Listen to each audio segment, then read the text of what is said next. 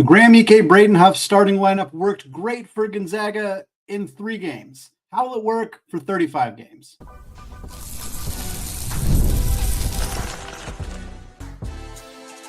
You are Locked On Zags, your daily podcast on the Gonzaga Bulldogs. Part of the Locked On Podcast Network, your team every day. What is going on, y'all? Welcome into the Locked On Zags podcast, part of the Locked On Podcast Network, your team every day. I'm your host and longtime Gonzaga podcaster, Andy Patton, here to bring you news and updates on all things Zag athletics. Today's episode of Locked On Zags is brought to you by Monarch Money. Take control of your finances with Monarch Money. Use code LOCKEDONCollege at monarchmoney.com, and you'll get 50% off your first year. Well, folks, another live edition here of the Locked On Zags podcast, live on YouTube, 3 p.m. Pacific time here on Wednesday, April 30th. We're talking Aidan Mahaney finding a new home in the transfer portal. He's back out on the West Coast, but not in the WCC. We'll talk about that. Talk about some other conference moves in the transfer portal, pair of brothers transferring to different WCC schools, all of that to close out the show. But we're starting the show with one of our final season review episodes. We've been doing these kind of steadily since the season ended about a month ago, talking about every player on the roster, how they performed this past season, and what their future looks like. For some of the guys, it was when they entered the transfer portal, we talked about their future. For some of them, they're graduating, and we know they're moving on and out the door. For most of the rest of the guys, we kind of waited until the transfer portal window closed to make sure they weren't going to leave, and that's part of the reason we have not done Braden Huff's season review episode yet, but that is what we are going to get to today. So we'll start by talking about Braden Huff's history. 6'10" big man from Glen Ellen, Illinois. He played at Glenbard West High School, was Mr. Illinois in the state of Illinois, of course, while he was in high school. A 4-star prospect who climbed up to being the 93rd ranked player in the 2022 recruiting class. That was according to 24/7 Sports. The composite rankings at 247 Sports were much lower on Huff. I think they were 144th is where they had him. So both basically the other recruiting services didn't have Braden Huff ranked. 24/7 Sports had him just inside their top 100. Everywhere else had him outside the top 150, or in many cases not ranked at all as a prospect. And I think we talked about this briefly in a previous episode when talking about the incoming freshman who is currently on a visit at Gonzaga as we speak right now, Parker Jefferson from Inglewood, California. And we talked about how coming to Gonzaga for a big man who has those skill sets that Jefferson has and that Braden Huff has, it doesn't really matter where you're ranked in the system. Like if you can finish around the rim, if you can adjust to what Gonzaga wants to do offensively with that high usage role, you can thrive. And we saw that with Braden Huff. He made the best decision of his career when he chose to come to Gonzaga instead of taking offers that he had from Wisconsin and Virginia Tech and Vanderbilt and Northwestern and Creighton and Illinois and so many other high-profile programs. He said, nope, I'm heading across the country. I'm going to Spokane, Washington. And not only did he choose to come to Gonzaga, but he chose to stay at Gonzaga after redshirting his freshman season in the 22-23 season. That is more rare now than it's ever been in the history of college basketball. And to see Braden Huff be willing to put in the time and sit out for a year behind, at the time, a front court of Drew Timme, Anton Watson, Ben Gregg, and Efton Reed, that was a bold choice by Braden Huff to do that. You know, I think the expectation was that Timme was going to be done after that year, although he did have an extra year of eligibility. Watson and Gregg both returned. Efton Reed hit the transfer portal, and so much of the conversation about Efton Reed deciding to transfer after 1 year at Gonzaga was because, well, he got beat out for playing time by Ben Gregg, and he doesn't want to come back and be behind Gregg in the pecking order with Watson coming back as well. But I have a feeling that Efton saw Braden Huff in practices that season and said, yeah, I think it's better for me to end up going somewhere else. And part of the reason I say that is because after the season ended, when Drew Timme was doing postseason media, Julian Strother doing postseason media, with both those guys, of course, moving on from Gonzaga, they both said, hey, look out for this kid, man. He's going to be great. Like, he's going to really do some big stuff for the Zags. And they were right. They were absolutely right. He comes out immediately as a freshman, a redshirt freshman. In the 23-24 season, the Zags bring in Ryan Nembhard. They bring in Graham Ike. They bring in this new look roster. Dusty Stromer steps into the starting role as a freshman. Anton Watson takes on a bigger role. And one of the real breakouts early especially in his freshman season, was Braden Huff. He was outstanding. He finished his first full season in Spokane, playing 35 games, about 13 and a half minutes per game. Off the bench, averaged 9 points, 3.5 boards, shot 70% on two-pointers. That was about 5 attempts per game, too. So not like a tiny sample size. 5 two-point attempts per game, and he was 70%. He was also just under 34% from three on about 2 attempts per game. His 2-point field goal percentage led the WCC. And like I said, he got off to a blistering hot start for his Gonzaga basketball career. 19 points, 9 boards, 7 of 10 shooting. That was in his first collegiate game. And I know what many of you are thinking. Okay, 19 and 9 is great. Don't get me wrong, but who is it against? Probably some NAIA school or some SWAC school. It was against Yale. And I'm not going to pretend Yale's elite, but guess what? That same Yale team beat Auburn in the first round of the NCAA tournament. Like, that was a pretty darn good Yale basketball team. And Huff went out and nearly dropped 20 and 10 on him. His second career game, he had 23 points and 6 rebounds on 11 of 14 shooting. Now that was against an NAIA opponent in Eastern Oregon, but still at that point, 2 games where he had scored a combined 42 points, and already the hype train was flying off the station. Everybody was saying, all right, this kid, he's going to break Drew Timme's record. He's going to be the all-time leading scorer in Gonzaga basketball. People were psyched. People were absolutely pumped. And while he's probably not on track to break Drew Timme's record, the hype train was there for a reason. And what we saw in his freshman year, and a key difference between his first year and his second year playing for the Zags, was that in his first year, he played great against not very good opponents. He had 8 games of 17 or more points. Not a single one of those teams they played were any good at all, with the exception of Yale. None of them were good. And then he had 8 games where he had 2 or fewer points, and that was pretty much all Gonzaga's good opponents. His freshman year, UCLA, St. Mary's twice, Washington, San Francisco, UConn, San Diego State. He didn't show up against the good opponents, but he played great against inferior opponents. And then in a year where Graham Ike comes back, everybody comes back. Everybody except Anton Watson came back, and that included Braden Huff, kind of knowing that he was probably going to play a similar role coming off the bench, backing up Graham Ike. And again, he chose to stay after he redshirted. He chose to stay after he spent a year on the bench and played extremely well. And in his sophomore season was kind of more of the same until the very end of the year. And again, his consistency against better opponents improved somewhat significantly.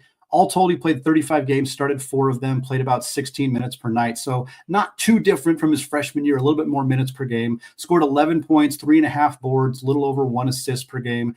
The effectiveness dropped. He was 70% on 2-pointers as a freshman. He was about 61.5% as a sophomore, but that was on more attempts, nearly 7.5 attempts per game. He also only shot 28% from 3, but that was on less than 1 attempt per game, so not a super significant sample size. But again, he had 14 points on 7 of 11 shooting versus Baylor. He had 21 points on 9 of 13 shooting against Arizona State. He had 19 points against West Virginia. He still had clunkers against good teams. He had 2 points on 1 of 4 shooting against Kentucky. He had 2 points on 1 of 6 shooting against UCLA. He had 5 points on 2 of 6 shooting against Umar Ballo in Indiana. So we still saw some of the struggles for Braden Huff against marquee opponents, but he was more consistent against those good opponents. It wasn't a guarantee that he was going to have an off night against a good team. And I think that was a key part of Braden's development this season. And then the biggest key, the most important thing that happened for Braden Huff last year happened at the very end of the year, which is when Gonzaga inserted Braden Huff into the starting lineup alongside Graham Ike, replacing Ben Gregg, who then started to come off the bench. And I think Mark Few did this in part to just kind of throw off Randy Bennett and St. Mary's, because they did it for the first time in the WCC championship game, having already lost to the Gales twice. And Braden was outstanding in that game. 18 points, 4 boards, a pair of assists, a pair of steals, a block on 8 of 16 shooting against St. Mary's, and a win for the Zags. Then they did that same starting lineup against Georgia in the first round of the NCAA tournament, which made sense. Georgia starts 2 6'10" players.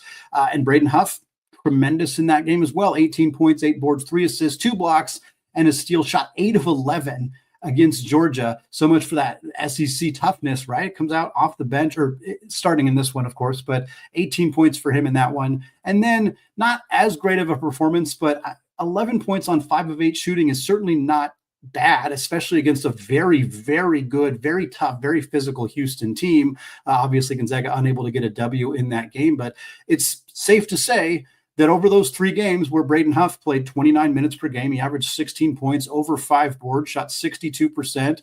He shot 50% from 3, but it was 3 of 6, so I don't think that's a sample size worth reporting on necessarily, but we saw Braden Huff look outstanding in those 3 games that he started for the Zags at the end of the year. We know Graham Ike is coming back. We know Braden Huff's coming back. So what is this going to look like next year? Can Braden Huff be this impactful of a player? Can he play 29 minutes per game as a starting power forward, a different role in Mark Few's system? We're going to talk about all of that and more coming up here in just a second. But first, folks, have you ever checked your bank account and wondered, where did all my money go? Between dining out, online shopping, and entertainment, it's just easy to lose track. And that's where Monarch Money comes in, your personal CFO, giving you full visibility and control over your finances. And Monarch Money is not just another budgeting app. It is a complete financial command center. You can track all of your accounts, investments, and spending in one place, so you stop just managing your money and you start building wealth. And instead of juggling multiple different apps, you can use Monarch to check your finances, track spending, and even plan your long-term goals. That's a huge part of why my wife and I love this app. We always want to make sure that we're on the same page when it comes to our finances. And thankfully, with Monarch Money, managing money with your partner is smoother than ever. You can track both your shared and personal accounts. You can set goals. You can stay on the same page without all the stress and all the switching between different apps. So take control of your finances with Monarch Money. Use code LOCKEDONCollege at monarchmoney.com for 50% off your first year. That's monarchmoney.com, code LOCKEDONCollege for half off your first year.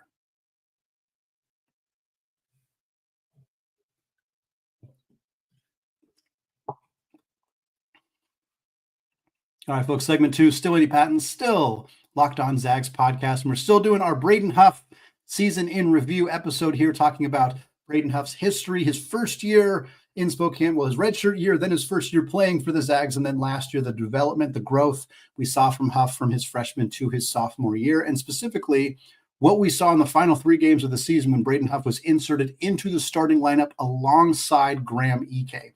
And that's kind of where I want to start this conversation, because Braden Huff's role is almost certainly going to change entering his 3rd year with the Zags, because we saw the final 3 games of the season where both Graham and Braden started together. And in my mind, like I said, it was in part, I think, initially to it was a chess move against Randy Bennett and the Gales. We're going to do something different because what we have done has not resulted in us getting a W. And while the Joe Few starting lineup was not done to throw off Randy Bennett and the Gales, it sure as heck didn't work in the game in Spokane for senior night. So Mark Few said, let me throw something different at you. Something that we think might mitigate St. Mary's size with Mitchell Saxon and Paulus Morauskas in the front court. And they toss it out there, and it was great, and it worked, and it was beautiful. And then do it again against Georgia. And it wasn't it wasn't because Ben Gregg was hurt. It wasn't because he wasn't playing well. It was because it worked against St. Mary's. They had some momentum. Georgia started Asa Newell was 6'11". Their center, Samtul Cyril, was 6'11" as well, maybe 7 foot. So they started 2 bigs. They were a pretty physical team. And so it made sense to continue to roll with the 2 bigs, especially coming off a performance where both of them played really well. And then after they absolutely stomped on Georgia in the first round of the tournament, why wouldn't you roll it out again against Houston? Houston was a unique team in the sense that they're very physical, very good rebounding, very good interior post defense, but they didn't have a ton of height. And I think it's important to say height as opposed to size, because all their bigs were like 6'8", 6'9", but they all had like 7 foot, 7'1" wingspans. Like they're all just these absolutely massive dudes. And clearly it worked for Houston. They went all the way, nearly took a championship for Coach Kelvin Sampson and the Cougs. But while Gonzaga did not win that game, it was not because of the starting lineup of Braden Huff and Graham Ike. That worked really well again. And so now I think, outside of, again, I mentioned the main reason I think it happened in the first place was to throw off St. Mary's, was that kind of chess match move against the Gales. However, I think a part of this as well, and I don't know how intentional the coaching staff was about this, but knowing Mark Few, knowing what they do, I think there absolutely was some intentionality behind the fact that they knew Ben Gregg was out of eligibility. They probably had a good sense that Michael Ajayi was not returning to Gonzaga for the next season. So they knew they were going to have two really good centers on the roster and no power forwards. And they knew they were going to have Ismaila Diani as well. And I think they realized, hey, we probably don't keep both these guys in an era where teams can, offer our players $2 million. We're not going to keep both these guys if one of them is still coming off the bench. Braden Huff's not going to stay if he's coming off the bench for a third year in a row. I wouldn't really blame him for that either. And so I think it's one thing to tell Braden Huff, hey, you're going to start next year. It's another thing to show him, hey, we're going to start you right now, and we're going to show you that this works. And then he goes out and performs great, and now everybody is bought into it. It was if that was the intention, if there was any thought behind that being the intention for this move, genius stuff from the coaching staff, because I think it convinced both these guys, hey, we can come back and we can make this work. Now, I'm skeptical of it working that smoothly for, a 35-game season, the way that it worked in 3 games. For starters, in those 3 games, Braden Huff averaged 29 minutes per game. I don't know if I feel confident in saying that Braden Huff can play 29 minutes per game on average during the regular season. Part of that is maybe a conditioning thing, but in reality, it's a foul thing. Neither Graham Ike or Braden Huff played anywhere close to 29 minutes per game. But the reason that the center rotation worked so well for both these guys was that they each played like 20-ish, 25-ish minutes per game and were able to, mitigate the foul concerns by playing off each other. That, I think, puts more pressure on Ismaila Diani to be ready for a bigger role next year. It's why I think Gonzaga needs to add at least one more big. Obviously, they are in the middle of a conversation right now with incoming 6'10" freshman Parker Jefferson, which I think could help with that spot, as his game is kind of described more of as a stretch 4 power forward type player. But I do also wonder less so about the minutes, but more so about what does this look like in terms of play style? Because the power forward role for Mark Few's system has been the player who's playing that role has been asked to play more away from the rim. They don't typically shove 2 bigs down on the block. In fact, their offenses, it relies heavily on there being 4 players around the perimeter and 1 player down low who's constantly repositioning to get a spot, to get an angle, an advantage, get the ball and use their footwork to score. I mean, it's why Graham Ike and Drew Timian going back, Filip Petrusev and Domantas Sabonis and Shemek Karnowski and so on and so forth, they thrive in Gonzaga's system because their whole job is to get position. And then if they're not getting position, Gonzaga's swinging the ball around the key and they're finding different angles to get that ball down low. If you have 2 players down there, you can't do that. It doesn't work because there's just the spacing is not there. So one of these 2 players, and I think the beauty about both these guys is that it could be either of them. One of these 2 players will spend more time away from the rim and will be kind of tasked with more of a role where you're doing some dribble handoffs and you're potentially putting the ball on the deck more and you're looking to make that entry pass down on the block. You're going to be asked to be a bit more cerebral. You're going to be asked to operate in different spots with the basketball. And I'm confident that both of these players can do that. We saw both Graham and Braden handle the ball away from the rim throughout the season. It's not like they never did that or didn't seem capable of doing that. It's just a change. It's a change to the role that they filled last year. I think Braden's more likely to do it. I think despite the fact that Graham was a better 3-point shooter last year, both of them had a tiny role. I suspect that Braden's going to be the one who spends more time away from the rim, but I also think it'll be matchup dependent. If some teams they'll play will have the size to match up with 2 6'10" guys, but a lot of teams won't. And if Braden's got a small 6'7" guy on him and Graham's got a 6'10", 6'11" guy on him, then you post up Braden. And maybe they start setting double teams and you start adjusting from there. But I think that's what you're going to see. And I think that's what makes this so dangerous is one of these guys is probably going to have an advantage most of the time. And I think they're both capable of playing the power forward type role, but they're going to have to work hard. Neither of them have really done it. And both of them, I think, are going to have to learn it. And so I think that's one of if you have a concern about it, or at least just a question of how it's going to work, I think that would be kind of my biggest one. And then I think the next biggest one, the most notable one, is defensively. Not just the foul trouble, which I think is a big part of it, but neither of these players neither of them are great rim protectors. Ismaila Diani is going to help with that, but neither of these players do that. But they're also not great defenders away from the rim. They're not great perimeter defenders. They don't move laterally super well. And I think that's going to be an issue where you have 2 players like Anton Watson, Ben Gregg, Michael Ajayi were all better defenders, especially on the perimeter, than either Graham Ike or Braden Huff. So to me, that's the biggest issue. Are you going to have significant issues defending bigs who can space the floor, bigs who can step out? And it's not like those guys are a dime a dozen, but most teams have enough talent where they have somebody who can space, who can pull you away from the rim. And if that player can then also drive past you or force you into fouls, that could be an issue that I could see Gonzaga running into this upcoming season.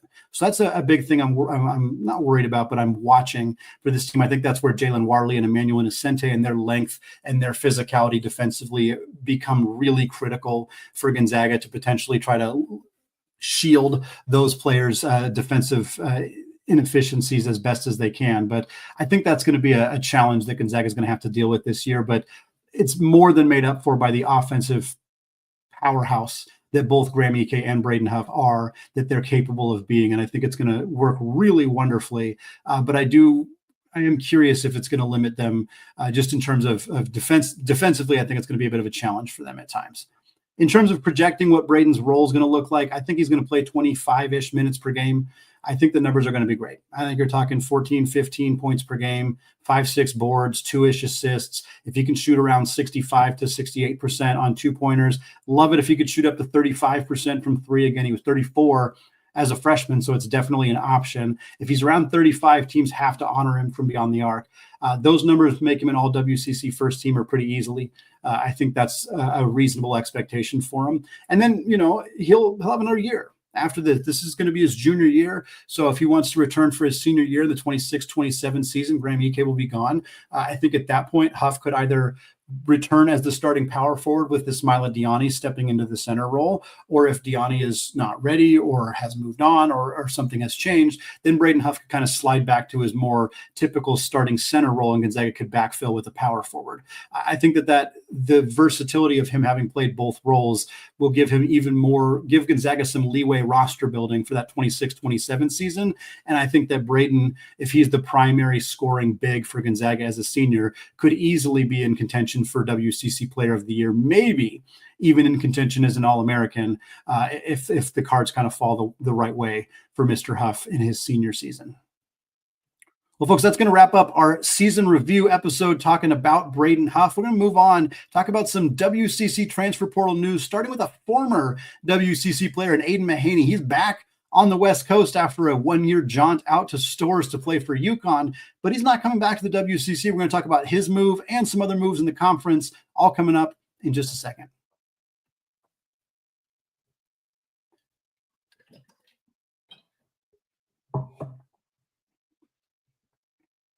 All right, folks, segment 3, still Andy Patton, still Locked On Zags podcast, closing out the show with some transfer portal updates around the West Coast Conference, starting with Aidan Mahaney, who, of course, spent 2 years at St. Mary's before transferring to UConn. He hit the portal again and has landed with the Gauchos of Santa Barbara in the Big West Conference.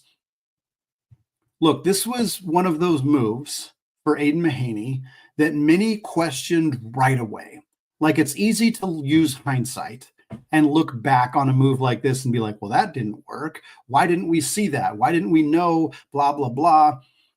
A lot of people were shouting it from the rooftops right away. Like, I cannot believe that Aidan Mahaney was the target for Danny Hurley and the Huskies. Like, it didn't feel like a move that was going to work, a dramatic shift from Randy Bennett's system to Danny Hurley's system. And it didn't work. I mean, there's just no other way to put it. It did not work. I wonder if Aidan Mahaney regrets leaving St. Mary's. There's nothing that can be done about it now. It is what it is. He might have a great final season playing college basketball for the Gauchos. He might. Santa Barbara's a beautiful place. Joe Pasternak's a good coach. This could go really well for Aidan Mahaney. But I'm struck by the fact that Aidan Mahaney could be entering his senior year for St. Mary's right now. And with Augustus Marcelonis out the door, with Luke Barrett out the door, with Mitchell Saxon out the door, who knows what would have happened with Jordan Ross, but this would be Aidan Mahaney's team. He'd be entering a senior year where I truly believe he would be the front runner for WCC Player of the Year. It'd be him and Graham Ike. As the front runners. And now instead, he's kind of a question mark. Like, he's not the front runner for Big West Player of the Year. Maybe when all's said and done, he'll ultimately end up being in that conversation. But He's not. That's not the role that he's, that's not where people are projecting him right now. And it just feels like that could have been a situation he could have found himself in had he stayed at St. Mary's. And look, I don't know all the details. I don't know how much more money UConn offered him. He's not a professional. He's not going to be an NBA player. He's going to play professionally if he wants to, but he probably got offered life-changing money from UConn. And I don't really blame a player for seriously considering that or even making that move. But this is a homegrown kid who grew up like 10 miles away from St. Mary's campus, had already cemented himself as like a St. Mary's legacy after his freshman year, after 2/3 of the way through his freshman year when he had that extraordinary second half against Gonzaga in Moraga to lead St. Mary's to a comeback win. That was one of the most villainous performances dating back to like Sam Han and Della Vedova and some of the other Mickey McConnell, some of the other like real villains in St. Mary's history. Aidan Mahaney put himself squarely on that conversation with that incredible game his freshman year against the Zags. Then he comes back as a sophomore and puts up the same numbers, 13.9 points per game as a freshman and as a sophomore, like 3 assists per game, shot extremely well from 3. He was a 2-time All-WCC player alongside Marcelonis. Like he was on track to become a program great, a WCC great, an all-time thorn heel type player for the Zags. And then he transfers to UConn and frankly was a complete disaster. There's just no other way to put it. There's just not. 4.5 points per game, 12.5 minutes per game. He still shot 36% from 3. So it's not like his 3-point percentage cratered, but he was so limited defensively that he played himself off the floor. The physicality and the size of the guards in the Big East completely overwhelmed Mahaney on that end of the floor. UConn was the 4th and 7th best defensive team in the country, according to Ken Palm's adjusted defensive efficiency in their back-to-back championship seasons. Last year, they were 75th. To be very clear, that is not exclusively because of Aidan Mahaney. It's not even mostly because of Aidan Mahaney. It's only a small part because of Aidan Mahaney. Mostly it's because they didn't have Donovan Clingan and they didn't have Stephon Castle and Andre Jackson Jr. and all these great defensive players that they'd had previously. But Mahaney was brought in part because he was coming from a very elite defensive system. And I think the expectation was that he was going to be a good individual defensive player. And he was not. And he was not. And he got played off the floor because of that. And then he left. He hit the transfer portal. There was rumors he was going to go to Cal. There was rumors or maybe even a visit to Florida Atlantic, coached by former Gonzaga director of basketball operations, John Jackas, and graduate assistant Eric McClellan is over there. Maybe I'll get some insight into what happened with Mahaney going to FAU, but then he ends up in the Big West. And look, I'm not even trying to trash the Big West or Santa Barbara. It's a good program, like I said, but it feels like the story could have been written differently. And it's an indictment not on Mahaney specifically. It's an indictment on the system. And it's the kind of story that gets lost. The kind of thing that in the past, this would have just been Aidan Mahaney be entering his senior year and he'd be an all-time great in that program. And now he's not. And it's sad. It's sad for Mahaney. It's sad for St. Mary's fans. UConn fans, I don't know if they're sad or more just relieved at this point, frankly. I guess it's a good thing for Santa Barbara fans. I think they're happy that they get a player like Aidan Mahaney in their system that they might not otherwise have gotten. But it's not the way the story should have been written. And I think that's the part of me that just keeps thinking about the history, the decades history of college basketball that is now upended in a significantly different way because of the modern era of the transfer portal and NIL. And again, I've said this 1,000 times. I'll say it one more time. I don't believe that players don't deserve to be paid. They absolutely should be paid. And I don't even necessarily disagree with the open market style of it, but there needs to be guardrails, significantly more guardrails than there currently are. And that's maybe a conversation for another time. But this is the kind of story that changes so dramatically in this era and not necessarily for the better. I'll be quick here with a couple other WCC portal news things. The Diaz-Graham brothers, Guillermo and Jorge Diaz-Graham, both suited up for the last 3 years for the Pitt Panthers in the ACC. They're both 6'10", 6'11" twins from Spain. They played at IMG Academy before starting their careers at Pitt. They have each separately transferred to different WCC schools for their senior year, which is just kind of fun. Guillermo Diaz-Graham going to San Francisco, joining coach Chris Gerlofson and the Dons. Guillermo averaged about 6 points and 5 boards last year for the Panthers, shot 67% on 2-pointers, was only 32% from 3, but he was 40.5% from 3 as a sophomore. So he's got some ability to space the floor. Jorge Graham was not quite as good, about 3 points, 1 board, 67% on 2-pointers as well. He's also 47% from 3 on 1.5 attempts per game. So both these guys are good low post scorers, are good 3-point shooters. They're both built like Chet Holmgren. If you haven't seen the Diaz-Graham brothers, go find a picture of them when you can. They literally look like Chet. They're 6'11". They're very wiry. Again, they can both shoot it from deep. They're Chet Holmgren mini-me's. They're clones, and they're both going to be in the WCC, and they're going to face each other next year. And that's just kind of a fun, again, we talked about the negatives of the portal with the whole Mahaney saga.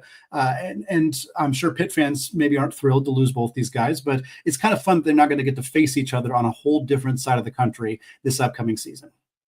Speaking of San Francisco, they also land a in-conference transfer from the University of Portland, Vukasin Masic, transferring to the Dons. Masic averaged 10.5 points, 3.5 assists last year, 36% from 3 at UP. The previous year, when he was also at Portland, he averaged 12.5 points and shot 40% from 3. He's a very good scorer. He's a good distributor, a great 3-point shooter. This is a really good addition for the Dons, who've now added Guillermo Diaz-Graham. They've added Mookie Cook from Oregon. They've added Vukasin Masic from Portland. They've added David Fuchs from Rhode Island, who's a 6'9" forward who averaged 7.5 points and 7.5 rebounds per game last year. I saw a post from Evan Miyakawa ranking the best transfer portal classes for non-high major programs, and San Francisco was second on the list behind UNLV. So really nice to see the Dons having such a great offseason, especially after losing Malik Thomas and Marcus Williams from last year's roster.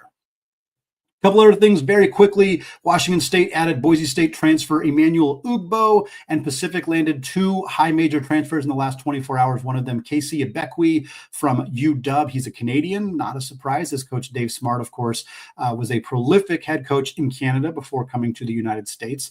Ibekwe spent 2 years at Oregon State and last year at UW. He's got 1 year of eligibility remaining, 6'11" big for the Tigers. They also added a guard from Florida via Lithuania, Kajas Kublikas. He's only played 15 games in the last 2 seasons for Todd Golden and the Gators, 4 minutes per game. Just garbage time. Scored 11 total points in 15 games across 2 seasons for the Gators. So he got himself a ring, got himself a championship last year for the Gators, but didn't play much. Be interested to see. I always like seeing these high major guys who played very little or not at all, what they can do at a different level. So it's a nice opportunity for Pacific to bring in a player who at the very least got to learn from Todd Golden, got to play with Walter Clayton last year. So maybe he's got some stuff up his sleeve to bring to the West Coast Conference. It's going to wrap it up for me today here on the Locked On Zags podcast. Folks, thank you so much for making the show your first listen or your first watch of the day. Again, a special shout out to those everyday listeners and those of you hanging out with us live here as we record this Wednesday afternoon around 3:30. We'll be back on Thursday, same time. We'll have hopefully one more show on Friday this week as well to get you into your weekend and get you into the month of May. Thanks again, folks, for listening. Have a fantastic rest of your day. And as always, go Zags.